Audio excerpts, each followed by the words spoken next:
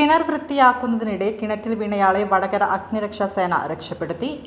കോട്ടപ്പള്ളി കണ്ണമ്പത്തുകര പുറക്കൊയിലോത്ത് കുഞ്ഞബ്ദുള്ളയാണ് ഉച്ചയ്ക്ക് 12 മണിയോടെ വീട്ടിലെ കിണറ്റിൽ അകപ്പെട്ടത്. വടകര നിന്നും സ്റ്റേഷൻ ചാർജ് MP സിജുവിന്റെ നേതൃത്വത്തിൽ സീനിയർ ഫയർ റെസ്ക്യൂ ഓഫീസർമാരായ O Aneesh, R Deepak, fire rescue officer driver PK Jaisal, K Subair, fire rescue ഓഫീസർമാരായ KP Biju, A Liju, P Ageesh, KM Vijeesh, PTKC Bishal, Amalraj OK, home guard VK Bineesh എന്നിവർ രക്ഷാപ്രവർത്തനത്തിൽ പങ്കെടുത്തു.